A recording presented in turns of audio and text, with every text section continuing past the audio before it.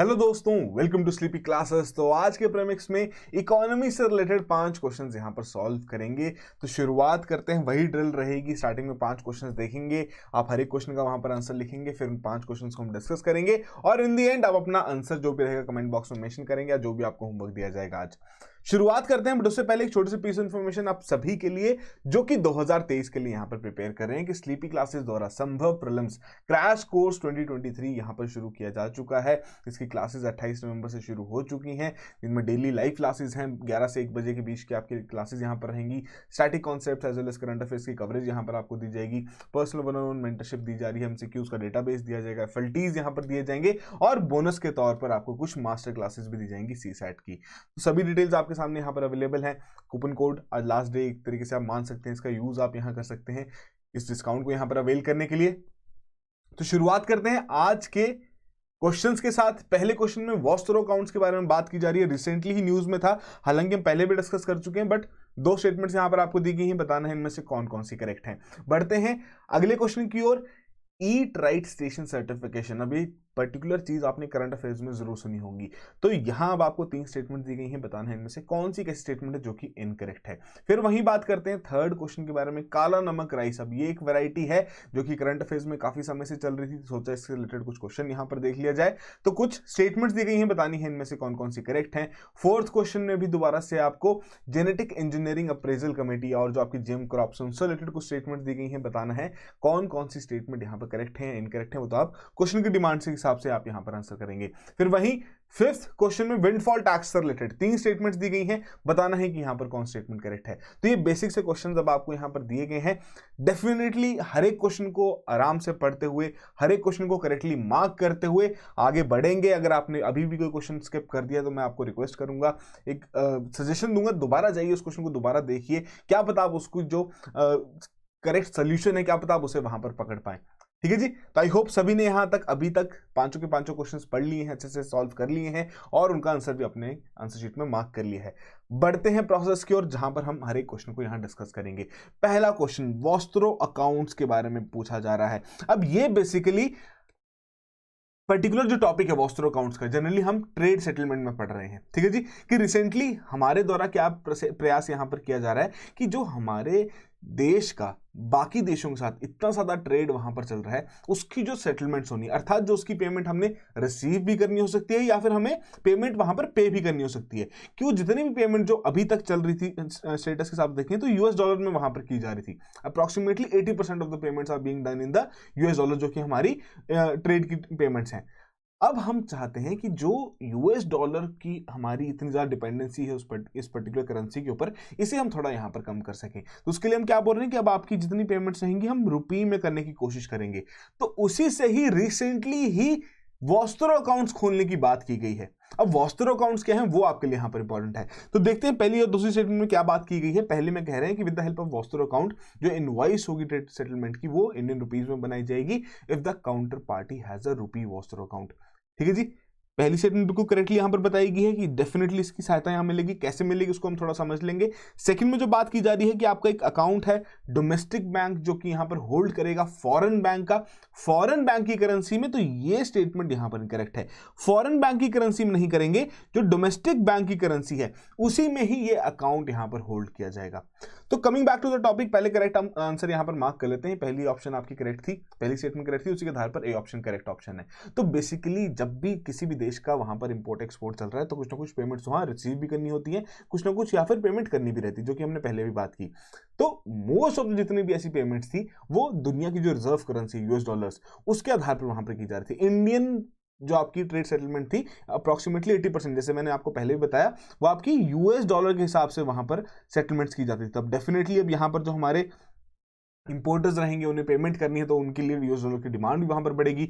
US dollar की demand यहां पर बढ़ेगी, हमारी देश की जनता ज्यादा रुपए देने के लिए तैयार हो जाएगी, तो वैसे वैसे हमारी वैल्यू भी वहां पर कम होती जाएगी कि डॉलर की डिमांड बढ़ती जा रही है, हम और ज्यादा पैसा देने के लिए यहां पर तैयार होते जा रहे हैं। तो अब सरकार क्या चाहती है या भारत देश यहां पर क्या चाहता है या आरबीआई क्या चाहती है कि हम ये जो पूरी ट्रेड सेटलमेंट है कि डॉलर के ऊपर जो हमारी डिपेंडेंस है उसको हम थोड़ा यहां पर कम कर सके। तो कैसे कम करने की बात की गई है? By the means of such kind of vostro accounts. अब आपके लिए होमवर्क क्या है, आपको करंट अफेयर्स एक बार रेफर करने हैं, बताना है कौन से इंडियन बैंक्स हैं जहां पर ये वॉस्टरो अकाउंट्स खोले जा रहे हैं। अब वॉस्टरो अकाउंट में बेसिकली बात क्या रहेगी, मान लीजिए इंडिया का इंपोर्टर है जिन्होंने बाहर से कोई चीज मंगवाई है, ठीक है जी, इस प्रकार से, और उनको किसी प्रकार की वहां पर पेमेंट करनी है, ठीक है जी। मान लेते हैं कि रशिया के साथ इनका यहाँ पर ट्रेड चल रहा है, कोई आइटम थी, कोई इस तरह की कमोडिटी या गुड्स थी जो कि इंडिया में इनके द्वारा इंपोर्ट की गई, तो अब इन्हें पेमेंट करनी है। तो पहले क्या था कि चलो यार यूएस डॉलर के आधार पर हम पेमेंट करेंगे, बट अब क्या कह रहे हैं, वॉस्टरो अकाउंट्स के आधार पर आप इंडियन रुपीज में पेमेंट कर सकते हैं। किस हिसाब से कि ये जो रशियन यहां पर एक्सपोर्टर है, इनका कोई ना कोई बैंक अकाउंट रहेगा रशिया के किसी बैंक में, तो रशिया का जो बैंक है वो क्या करेगा, इंडिया के किसी बैंक में अपना अकाउंट यहां पर खुलवाएगा, ठीक है जी। इंडिया के बैंक में जब यहां पर अकाउंट खुलेगा तो वो खुलेगा रुपए में, तो जो भी पेमेंट्स यहां पर इंडियन इंपोर्टर को करनी हो डायरेक्टली अपने अकाउंट के थ्रू इस रुपी वॉस्टरो अकाउंट में डाल देंगे जो कि रशिया बैंक को बिलोंग करता है, और रशिया बैंक अपने एंड पर वो पेमेंट जो भी रहेगी वो वहां पर उस एक्सपोर्टर को कर देंगे। तो इस हिसाब से यहां पर काम करेगा। एक्सपोर्टर के केस में क्या करेंगे, यदि हम इसको वैसे वर्षा कर दें सिचुएशन को कि जी हाँ इंडियन एक्सपोर्टर है, उन्होंने कोई कमोडिटी वहां पर भेजी है, उस प्रकार से उन्हें पेमेंट यहां पर रिसीव होनी है, ठीक है जी, तो वो भी इन्हें इंडियन रुपीज में ही आएगी। किस हिसाब से कि जो वॉस्टरो अकाउंट है यहां पर रशियन बैंक का, वो डायरेक्टली उनकी पेमेंट यहां पर इनिशिएट कर देगा। तो इस हिसाब से यहां पर वॉस्टरो अकाउंट यूज किया जा रहा है, और ये आपके लिए काफी ज्यादा इंपॉर्टेंट बन सकता है। स्टेट पीसीएस, यूपीएससी ऐसे पेपर्स में ऐसे क्वेश्चंस बहुत ज्यादा पूछ ले जाते हैं, ठीक है जी। तो ये बेसिक्स एक्सप्लेनेशन यहां पर आपको बताएगी किस हिसाब से आपका वॉस्टरो अकाउंट यहां पर काम करेगा। और मेजर चीज जो आपको ध्यान रखनी है कि वॉस्टरो अकाउंट में फॉरेन बैंक का अकाउंट रहेगा डोमेस्टिक बैंक में, एंड डोमेस्टिक बैंक की ही करेंसी में। जो इसका अदर वर्जन रहता है, जो इसका हम कह सकते हैं जो उल्टा वर्जन यहां पर क्या रहेगा, नॉस्ट्रो अकाउंट, जिसमें इंडियन बैंक बाहर के किसी बैंक में, ठीक है जी, बाहर के देश के किसी बैंक में अपना अकाउंट खोल रहे हैं और उस फॉरेन बैंक की जो करेंसी है उसी में अकाउंट खोला जा रहा है, वो हमारे लिए नॉस्ट्रो अकाउंट रहेगा, ठीक है जी। तो ये बेसिक चीजें जो कि आपको ध्यान में रखनी है। तो आई होप यहां पर सभी चीजें आपको समझ आ गई हो। बढ़ते हैं अगले क्वेश्चन की ओर, जहां पर ईट राइट स्टेशन सर्टिफिकेशन के बारे में बात की जा रही है। सिंपल सा क्वेश्चन था, थोड़ा फैक्ट बेस्ड था, स्टेट पीसीएस में से क्वेश्चंस पूछ लिए जाते हैं, बट इंपॉर्टेंट है हमें हर एक कवरेज रखना। तो बेसिकली यहां पर बात की गई है 3 स्टेटमेंट्स के बारे में कि क्या क्या ईट राइट स्टेशन सर्टिफिकेशन से रिलेटेड करेक्ट है। इनकरेक्ट स्टेटमेंट आपको यहां पर ढूंढनी है, यदि कोई भी नहीं तो डी ऑप्शन यहां पर बन सकती है। तो पहले में कह रहे हैं कि department of tourism and catering जो आपको इंडियन रेलवेज का है उनके द्वारा अवार्ड किया जाता है। तो बेसिकली ये जो पर्टिकुलर स्टेटमेंट है यही यहां पर गलत है। ये जितना भी दारोमदार है ये हमारे FSSAI के द्वारा यहां पर किया जाता है, और वही आपकी करेक्ट ऑप्शन भी है कि ए जो आपकी स्टेटमेंट है वो यहां पर इनकरेक्ट है। ये department of tourism and catering of Indian railways द्वारा नहीं किया जाता, FSSAI द्वारा यहां पर किया जाता है। क्या है ईट राइट स्टेशन सर्टिफिकेशन की, एक तरीके से हम चाहते हैं कि हमारे जितने भी रेलवे स्टेशन हैं थोड़ा और हाइजीनिक बने और सैनिटेशन स्टैंडर्ड्स वहां पर हम सेट कर सकें। तो उसके लिए क्या किया गया, बहुत पहले एक ईट राइट मूवमेंट यहां पर शुरू की गई थी, ठीक है जी, लार्ज स्केल एफर्ट था FSSAI का, ताकि जितना भी हमारा एक फूड सिस्टम है, ठीक है जी, उसको हम थोड़ा इंप्रूव कर सके, इंश्योर कर सके कि सेफ, हेल्दी और सस्टेनेबल फूड हमारे इंडियंस को प्रोवाइड हो सके। तो उसी के आधार पर ईट राइट स्टेशन सर्टिफिकेशन यहां पर अवार्ड की जाती है, जो कि अगेन FSSAI द्वारा यहां पर की जाती है। कि ये क्या करेंगे, किसी इंस्पेक्शन कंडक्ट करवाई जाएगी इनके द्वारा, थर्ड पार्टी ऑडिट एजेंसी द्वारा एक इंस्पेक्शन की कंडक्ट करवाई जाएगी, देखेंगे किसी एक पर्टिकुलर स्टेशन में किस तरीके के स्टैंडर्ड्स वहां पर फॉलो किए जा रहे हैं, क्या प्रॉपर स्टैंडर्ड्स हैं, हाइजीनिक है, सैनिटेशन सर्विसेज अच्छी प्रावधान किया जा रहा है, नहीं किया जा रहा, सेफ और हेल्दी फूड आइटम्स वहां पर प्रोवाइड की जा रही है, नहीं की जा रही, उसके हिसाब से उनकी रेटिंग्स रहेंगी। तो 1 to 5 रेटिंग रहती है। 4 स्टार रेटिंग का मतलब क्या हुआ कि फुल कंप्लाइंस है, कि यहां पर बिल्कुल अच्छे तरीके से सेफ और हाइजीनिक फूड अवेलेबल करवाया जा रहा है पैसेंजर्स को, ठीक है जी। तो ये बेसिक चीजें जो कि आपको ध्यान में रखनी है। उसके अलावा ये पर्टिकुलर सी एक लिस्ट है जो कि ऑलरेडी 4 स्टार रेटिंग यहां पर हासिल कर चुकी है। रिसेंटली ही एक और इस पर्टिकुलर लिस्ट में आपका रेलवे स्टेशन ऐड हुआ है, तो कमेंट बॉक्स में जरूर बताइए कि कौन सा वो रेलवे स्टेशन है। तो आई होप आपने इस क्वेश्चन को भी यहां पर करेक्टली मार्क किया हो। बढ़ते हैं अगले क्वेश्चन की ओर, जहां पर काला नमक राइस के बारे में बात हो रही है। तो ये भी थोड़ा आपका करंट अफेयर से रिलेटेड ही टॉपिक है। तो बेसिकली 3 स्टेटमेंट्स यहां पर आपको दी गई थी, बताना था इनमें से कौन कौन सी करेक्ट है। पहली स्टेटमेंट बात कर रहे हैं रिच इन माइक्रोन्यूट्रिएंट्स जैसे कि आयरन और जिंक। सेकंड में कह रहे हैं कि 11 डिस्ट्रिक्ट जो आपके तराई रीजन के हैं नॉर्थ ईस्टर्न उत्तर प्रदेश के वहां पर उगाया जाता है। थर्ड कह रहे हैं कि ज्योग्राफिकल इंडिकेशन टैग भी इस पर्टिकुलर वैरायटी को यहां पर दिया गया है। तो बेसिकली तीनों की तीनों स्टेटमेंट्स यहां पर आपके बिल्कुल करेक्ट हैं और उसी के आधार पर डी ऑप्शन करेक्ट ऑप्शन है। तो काला नमक राइस, तो बेसिकली क्या रहता है कि इस तरीके की जितनी भी राइस वैरायटीज रहती हैं उनसे रिलेटेड कुछ ना कुछ एक्सपेरिमेंटेशन की जाती है उसको और बेहतर बनाने के लिए। तो वैसे ही काला नमक राइस भी है, ठीक है जी। ट्रेडिशनल वैरायटी है पैडी की, ब्लैक हस्क और स्ट्रॉन्ग फ्रेग्रेंस, ये इसके कैरेक्टरिस्टिक्स हैं। जो आपका नॉर्थ ईस्टर्न रीजन है, तराई रीजन है उत्तर प्रदेश का, वहां पर ये उगाया जाता है। कंसिडर किया जाता है कि लॉर्ड बुद्धा का एक गिफ्ट है श्रावस्ती रीजन को, जब उन्होंने इस रीजन को विजिट किया था आफ्टर एनलाइटमेंट, कि हाँ जी मैं इस तरीके से एक गिफ्ट यहां पर दे दिया गया कि काला नमक राइस की यहां पर उपज की जाएगी।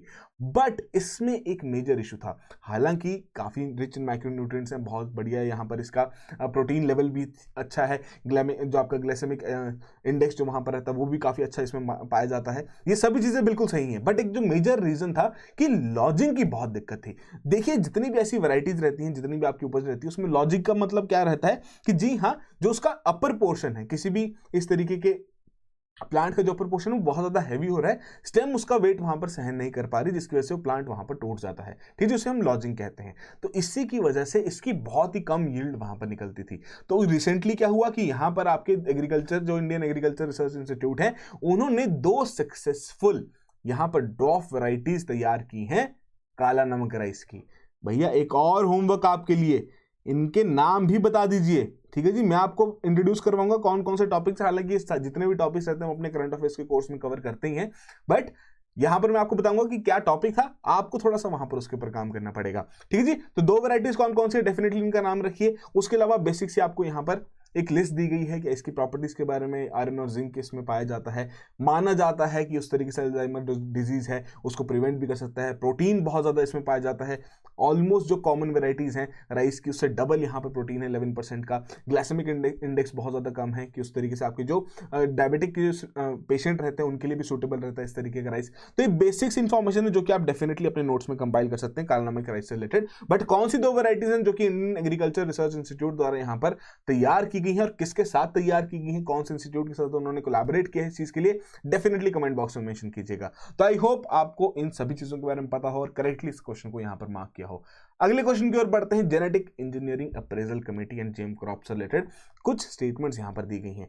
पहले में क्या कह रहे हैं कि ये जो पर्टिकुलर कमेटी है ये चेयर की जाती है बाय द स्पेशल सेक्रेटरी या फिर एडिशनल सेक्रेटरी जो आपके ministry of environment, forest and climate change को बिलोंग करते हैं। सेकंड कह रहे हैं जो ministry of environment, forest and climate change है वो इस कमेटी द्वारा जो रिकमेंडेशन दी जाएगी किसी भी जीएम क्रॉप की कमर्शियल कल्टीवेशन को क्लियर करने के लिए, ठीक है जी। इनके पास कोई आया इस तरीके से जीएम क्रॉप है, देश चाहता है इस चीज की कमर्शियल कल्टीवेशन भी की जा सके, तो बेसिकली जी जो आपका जेनेटिक इंजीनियरिंग अप्रेजल कमेटी है इनके पास से दारोमदार है, ये हर एक चीज को वैल्यूएट करते हुए बताएंगे क्या इसकी अप्रेजल या क्या इस तरीके से इसका अप्रूवल वहां पर दिया जा सकता है, नहीं दिया जा सकता। तो यहां पर सेकंड स्टेटमेंट क्या कह रही है कि जब एक बार अप्रूवल मिल चुका है जीईएसी का, तो जो हमारी ministry of environment, forest and climate change है वो उसको वीटो नहीं कर सकती। तो ये स्टेटमेंट जो है पर्टिकुलरली ये हमारी यहां पर गलत है जी, नहीं, इस पर्टिकुलर मिनिस्ट्री के आधार पर बिल्कुल उनके पास राइट है कि वो इस प्रकार से किसी भी ऐसी रिकमेंडेशन को वीटो कर सकते हैं, ठीक है जी। अब रिसेंटली ही उनके द्वारा क्लियर की गई है प्रपोजल किस चीज के लिए, commercial cultivation of genetically modified mustard, जो कि काफी समय से आपका न्यूज में भी चल रहा होगा, आपने डेफिनेटली सुना होगा। आई थिंक 2017 में पहले भी इसको अप्रूवल दे दिया गया था जीएम मस्टर्ड को, बट उस दौरान मिनिस्ट्री ने अपनी वीटो लगाई। उन्होंने कहा कि भैया बहुत सारे इश्यूज हैं जो कि अभी तक आपने एक्सप्लोर नहीं किए हैं, उस तरीके की आपने स्टडीज यहां पर कंडक्ट नहीं की हैं, दोबारा से कीजिए, दोबारा से इस चीज को एनालाइज कीजिए, फिर अपना फाइनल वहां पर डिसीजन बताइए। तो अब दोबारा से यहां पर कमेटी द्वारा कर दिया जा चुका है, अप्रूवल दे दी जा चुकी है मिनिस्ट्री के पास, अब यहां पर फाइनल अप्रूवल के लिए फाइल पड़ी है। उस तरीके से यहां पर एक काम होता है कि जीईएसी पहले अप्रूव करेगा, फिर मिनिस्ट्री उसके ऊपर वहां पर डिसीजन लेगी कि क्या अप्रूवल को हम आगे प्रोसीड करें या इसके ऊपर वीटो लगा दी जाए। तो ये बेसिक सा क्वेश्चन था जो कि आपसे यहां पर पूछा गया था। ये जो सेकंड स्टेटमेंट थोड़ी टेक्निकलिटी वाली थी कि किस तरीके से काम करती हैं जीईएसी और मिनिस्ट्री, तो उससे रिलेटेड अब आपको यहां पर पूछी गई थी बात। तो आई होप आपने करेक्टली मार्क किया हो, बी ऑप्शन आपका करेक्ट आंसर है, बट ये इनकरेक्ट स्टेटमेंट है। तो वही चीज अब आपको यहां पर बताई गई है। धारा मस्टर्ड हाइब्रिड DMH11 ये वैरायटीज हैं, इसको क्लियर कर दिया जा चुका है जीएम मस्टर्ड की जीएसी द्वारा, जो कि पहले भी 2017 में प्रपोजल जब रखी गई थी तब भी क्लियर कर दिया जा चुका था, बट मिनिस्ट्री ने इसके ऊपर वीटो लगा दी थी कि जी हाँ आप उस तरीके से अभी तक उतनी यहां पर आपके द्वारा स्टडीज कंडक्ट नहीं हुई हैं, तो इसके ऊपर और काम कीजिए, इसके जो बेनिफिट्स हैं, इश्यूज हैं, उनको यहाँ पर हाईलाइट कीजिए। अच्छा, एक आपके लिए एक और पॉइंट यहाँ पर, अब डेफिनेटली जब आपका इस तरीके का टॉपिक आ चुका है दोबारा से, आपके जीएम क्रॉप्स के बारे में जब दोबारा से बात आ चुकी है, तो आपको एक बेसिक सा जो एक कंटेंट रहता है कि क्या बेनिफिट्स हैं, क्या इश्यूज हैं, उनको भी डेफिनेटली अपने नोट्स में कंपाइल कर लीजिएगा, ठीक है जी, ताकि आपको अगर मेंस में ऐसा कोई क्वेश्चन आए तो आप इन पॉइंट्स को वहां पर यूटिलाइज कर सकें। तो ये बेसिक सा क्वेश्चन था जो कि यहां पर पूछा गया था। बढ़ते हैं फिफ्थ क्वेश्चन और लास्ट क्वेश्चन की ओर। विंडफॉल टैक्स के बारे में यहां पर बात की जा रही है, पहले भी बहुत बार डिस्कस हो चुका है, उसी से रिलेटेड 3 स्टेटमेंट दी गई हैं, बताना है इनमें से कौन कौन सी करेक्ट है। पहली स्टेटमेंट में क्या कह रहे हैं कि टैक्स लिवाई किया जाता है सरकार द्वारा अगेंस्ट अ सर्टेन इंडस्ट्रीज, जब आपकी इकोनॉमिक कंडीशंस अलाउ करती हैं उन इंडस्ट्रीज को कि अबव एवरेज प्रॉफिट्स वो वहां पर एक्सपीरियंस करें, मतलब उतने वहां पर वो कमा रहे हैं। तो बिल्कुल सही यहां पर बताया गया है। बेसिकली जो पर्टिकुलर टैक्स है आपने सुना होगा ऑयल इंडस्ट्री से रिलेटेड कि जी हाँ, इस साल ऑयल इंडस्ट्रीज ने 10% से ज्यादा यहां पर प्रॉफिट कमा लिए हैं, जो उनका ऑन एन एवरेज जो यहां पर चलता था उससे ज्यादा उन्होंने यहां पर प्रॉफिट जनरेट कर लिया, 20% 30% यहां पर प्रॉफिट जनरेट कर लिया है। तो अब उनके ऊपर यहां पर इस तरीके से सरकार टैक्स लगाने की कोशिश कर रही है। रिसेंटली ही 2 से 3 दिन पहले इटली ने भी विंडफॉल टैक्स वहां पर 50% का लगा दिया है अपनी ऑयल इंडस्ट्रीज के ऊपर। तो वो उससे रिलेटेड थोड़ा बहुत हमने यहां पर आपको क्वेश्चन दोबारा रिवाइज करवाने के लिए करवा दिया गया है, ठीक है जी। कि बेसिकली क्या है, अब जितने भी ऑयल इंडस्ट्रीज हैं, अब डेफिनेटली पेंडेमिक के टाइम जब रशिया यूक्रेन का वॉर उसके बाद वहां पर आया तो उसकी वजह से एक सप्लाई चेन डिसरप्शन वहां पर क्रिएट होगी, ठीक है जी। ग्लोबली अगर हम बात करें जो आपकी क्रूड ऑयल की अवेलेबिलिटी है उस पर थोड़ा बहुत हैम्परिंग वहां पर होगी। तो वहां पर जो हमारे इंडियन ऑयल इंडस्ट्रीज थी उन्होंने बहुत अच्छा प्रॉफिट कमाया,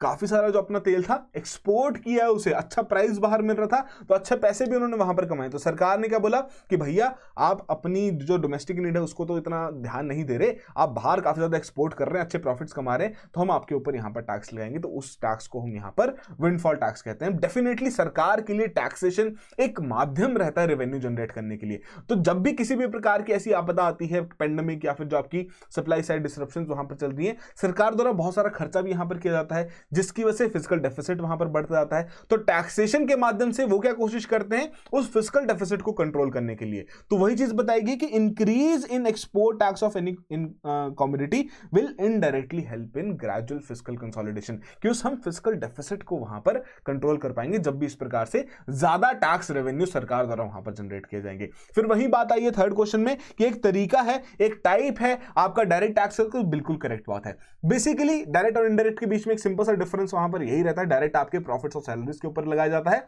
इनडायरेक्ट टैक्स आपके सर्विसेज और गुड्स के ऊपर लगाया जाता है। तो डेफिनेटली जब यहां पर प्रॉफिट्स के ऊपर आपका टैक्स लगाया जा रहा है तो वो आपका डायरेक्ट टैक्स यहां पर रहेगा। उसी के आधार पर तीनों स्टेटमेंट्स यहां पर बिल्कुल करेक्ट हैं और डी ऑप्शन आपकी करेक्ट ऑप्शन है। तो वही चीज आपको यहां पर भी बताएगी विंडफॉल टैक्स क्या रहता है, सरकार द्वारा यहां पर लगाया जाता है जब इस तरीके से जब कुछ भी इंटरप्राइजेज या कंपनीज बहुत ज्यादा प्रॉफिट यहां पर जनरेट कर लेती हैं, ठीक है जी, कि उनके ऊपर टैक्स लगा दिया गया कि हम भी अब यहां से कुछ ना कुछ हिस्सा तो यहां पर रखेंगे ही। तो ओएनजीसी ने भी बहुत ज्यादा यहां पर प्रॉफिट कमाया था, बेसिक सा डेटा आपको यहां पर दिया गया है। तो इस तरीके के जो क्वेश्चन हैं करंट अफेयर से ही उठा के आज हमने यहां पर डिस्कस किए हैं कि करंट अफेयर में किस न किस तरीके से वहां पर पूछे गए थे। हमने थोड़ा स्टैटिक करंट अफेयर को मिक्सचर करते हुए यहां पर, ताकि आपको कवरेज रहे, आपको पता रहे कि ऐसे चीजें भी करंट अफेयर्स में भी चल रही हैं, और ताकि इन पर्टिकुलर क्वेश्चंस के आधार पर आप उन करंट अफेयर्स को भी वहां पर जाके रिवाइज कर सकें। सो आई होप आप में से सभी ने ही बहुत अच्छा यहां पर स्कोर किया होगा, बट जो भी आपका स्कोर है कमेंट बॉक्स में जरूर मेंशन कीजिए, और इसी तरीके से रेगुलरली इस इनिशिएटिव को यहां पर फॉलो करते रहिए, जहां पर हम दिन के 5 क्वेश्चन डिस्कस करते हैं, कोशिश करते हैं कि आपके प्रीलिम्स से रिलेटेड प्रिपरेशन को और बेहतर बनाया जा सके। और जब बात ही कर रहे हैं प्रिपरेशन को और बेहतर बनाने की, तो जाते जाते एक छोटी सी पीस इन्फॉर्मेशन की 2023 के अटेम्प्ट के लिए 2 तरीके के और कोर्सेज हैं, टेस्ट सीरीज जो कि बहुत इंपॉर्टेंट रहती है प्रीलिम्स के लिए। आपको पता होना जरूरी है कि आपकी स्ट्रॉन्ग एरियाज हैं, कि आपके वीक एरियाज हैं, ताकि आप वीक एरियाज पे भी वहां पर काम कर सकें। और साथ ही साथ मेंटरशिप प्रोग्राम जो कि उसको एक फैसिलिटेट करेगा आपकी टेस्ट सीरीज को। डेफिनेटली आप वहां पर स्कोर देखेंगे, फिर आपको मेंटर की भी जरूरत पड़ेगी कि हाँ जी कोई गाइड करे कैसे आपको अपना स्कोर को और बेहतर बनाना है। तो 2 तरीके की मेंटरशिप प्रोवाइड की जा रही है, academic as well as strategic, जिसके आधार पर हमारा बेसिक ऑब्जेक्टिव यही है कि आपकी परफॉर्मेंस एनहांसमेंट हो सके। जो आपका डी डे रहेगा प्रीलिम्स का, उस दिन आप बहुत अच्छे तरीके से वहां पर परफॉर्म कर सके। तो सभी डिटेल्स आपके सामने यहां पर अवेलेबल हैं, डेफिनेटली इस कोर्स में एनरोल कीजिए और अपने प्रीलिम्स की प्रिपरेशन को और बेहतर यहां पर बनाइए। So that will be all the very best and have a good preparation.